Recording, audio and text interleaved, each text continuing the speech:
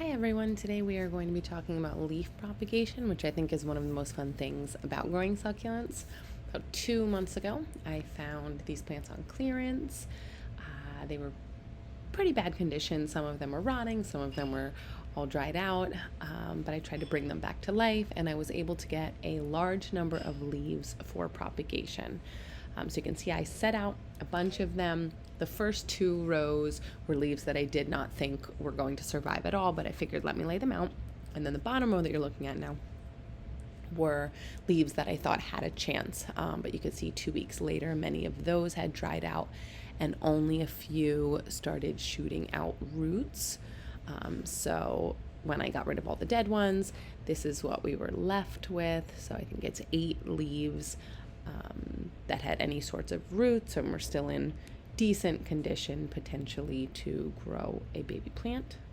8 weeks later, at the end of my experiment here, 6 of the leaves had roots, but only 1 of them had a baby plant.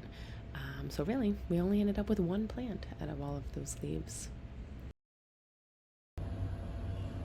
So leaves from most succulents you will be able to propagate, but you really want to look for, first of all, leaves that are healthy.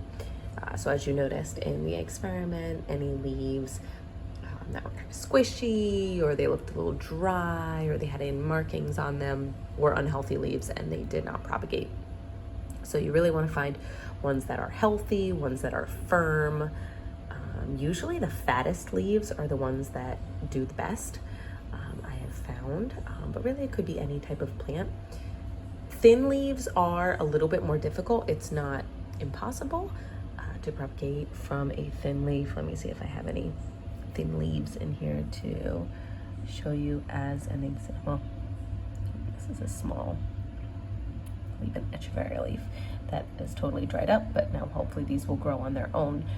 This one started out as a thin leaf, but you can see that the thin leaves do dry out the quickest.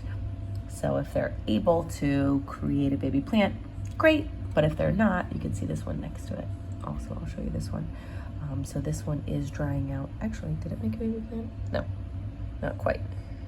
It almost did. But the leaf is drying out before the baby is made. So this one probably won't make it. I'll leave it in there just in case. And you can see the one right above it.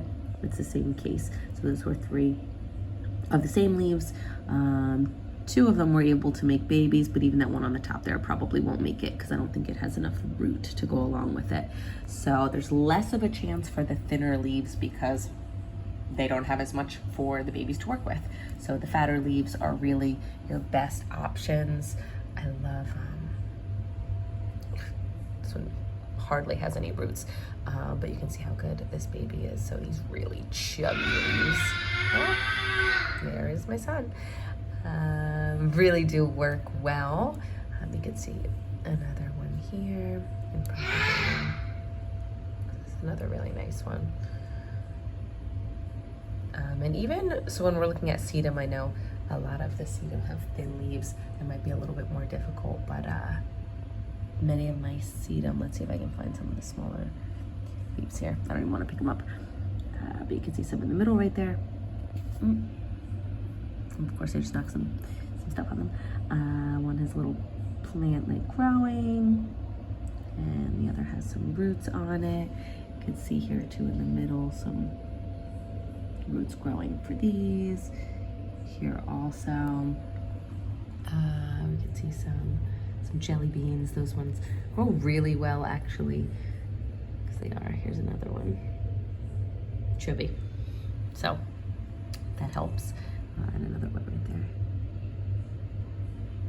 So yeah, really just what you want to find is a healthy leaf. And jade does take a long time to propagate. So if you are working with jade, you do need to be very patient. Had a couple of jade leaves throw out roots, maybe in the 6 to 8 week period. I haven't had any successful propagation from that yet though.